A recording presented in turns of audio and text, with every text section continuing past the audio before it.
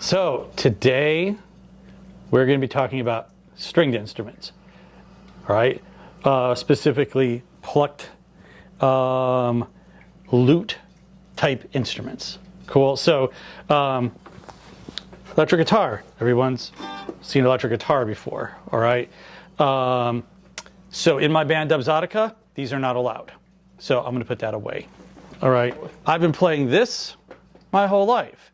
So I've deliberately decided that with Dubxotica, I'm only going to play instruments that I can't play really well. So no guitars. All right. In the world that we're talking about, there are two main types of instruments that fall into the lute category. There are short neck lutes, and there are long necked lutes.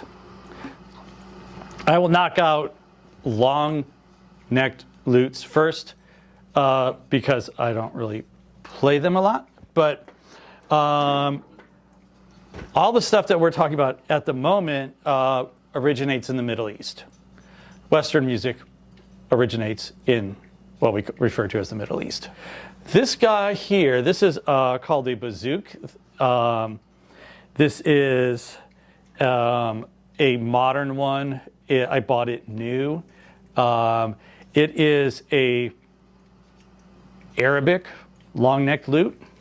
It has tied-on frets instead of nailed-in frets like you have on a guitar. All right, this allows for you to actually tune individual notes.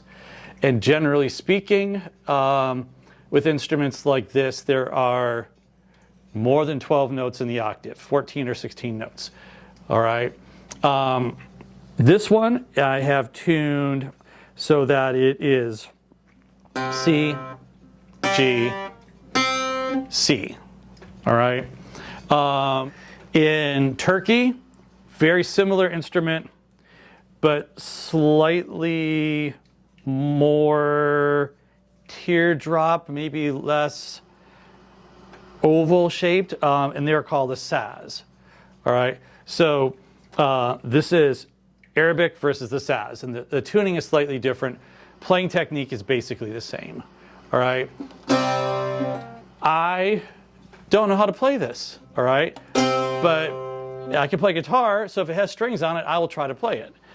This is a melodic instrument, so really common to not be playing chords. So more melody, less strumming like you would on like an acoustic guitar, right? So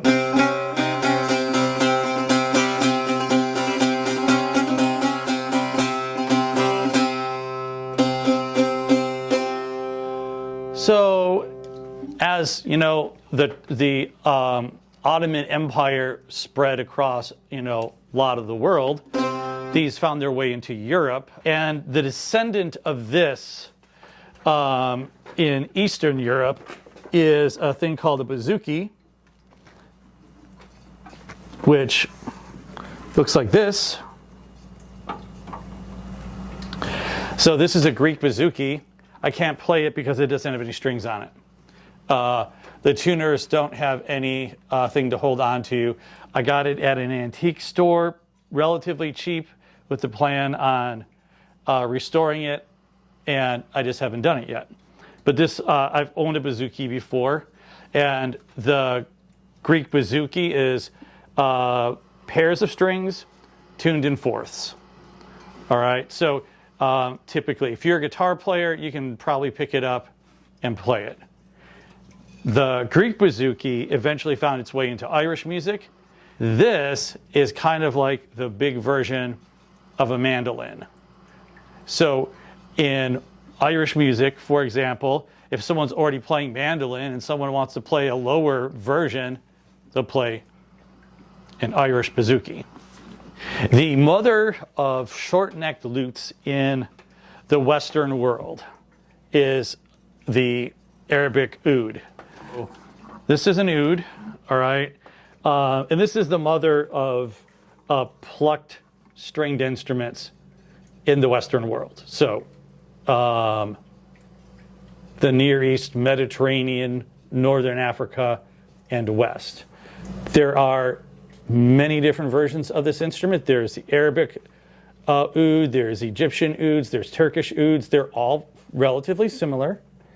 And I have, well, this one not tuned. I love playing this instrument, but it is really hard to tune with these friction tuners, and I'm just too lazy to try to tune it. This thing, right, eventually, turned into what we know of as a guitar. So we started off taking that, putting frets on it, called the lute, made the body smaller, called it a guitar. This is actually not a guitar. It looks like a guitar. This is actually a requinto, which is a 3/4 size Mexican guitar. But this is direct evolution of that. All right.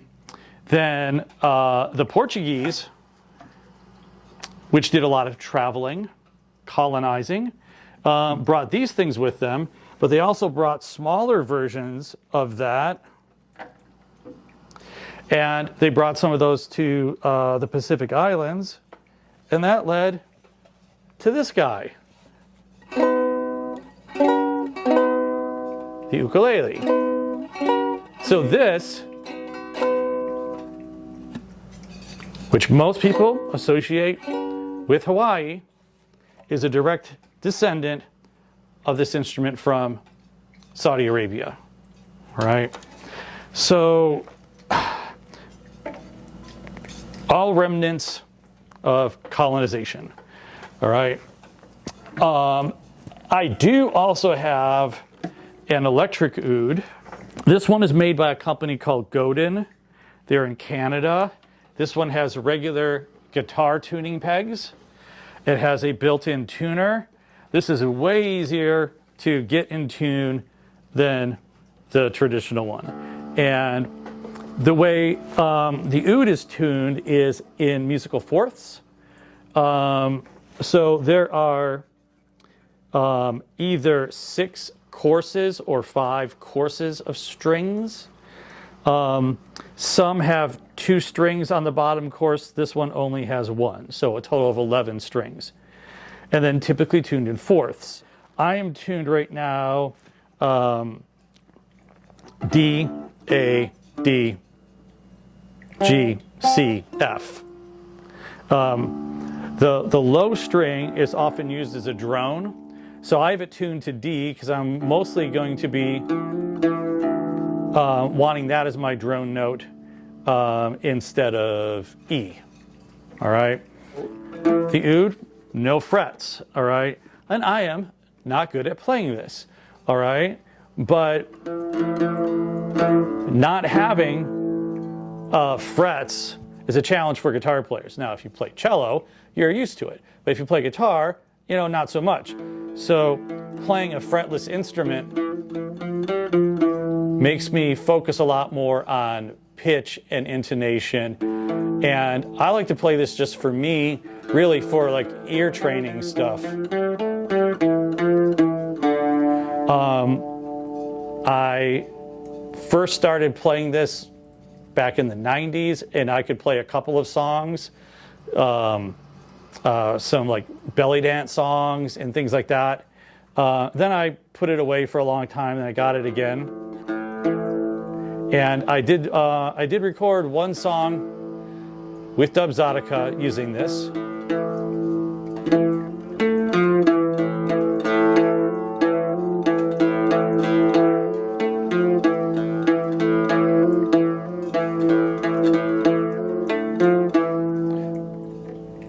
Ironically, the one song that I've recorded with the oud as a melodic instrument was a Indonesian gamelan song that I ended up playing the melody on the oud instead. that's our Western instruments, you know, sort of our quick overview of Western lute type instruments. Short neck lutes, long neck lutes, right? Then there is this guy back here. When it comes to what we think of as, you know, music theory, there's like two main traditions. There's a Western tradition, which really started in ancient Greece, and then there's the Eastern tradition, which really started in ancient China. So this guy back here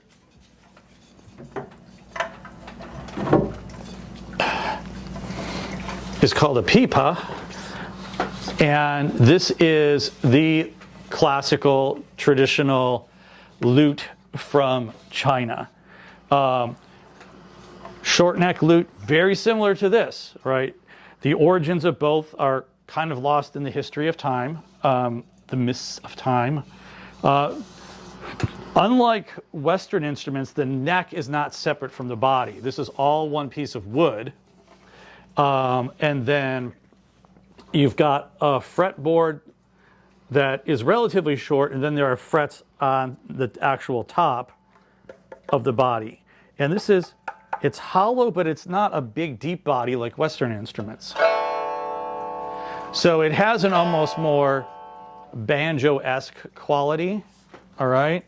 And once again, since I am not Chinese, and I'm not pretending to play Chinese music, I play this with a guitar pick, just like I play oud with a guitar pick, instead of, this is a traditional oud pick. I find it uncomfortable and weird, so I don't use it. I just play it with a guitar pick. So I wanted one of these for a long time, but they're usually quite expensive. I found this on Facebook Marketplace for a steal, and now I have one. And I've actually recorded this on a number of songs just in the last couple of months. So the tuning is a little bit weird. The tuning on this, the notes are A, D, E, A. All right. I recently did just record a couple of things with this, just with basic guitar player knowledge.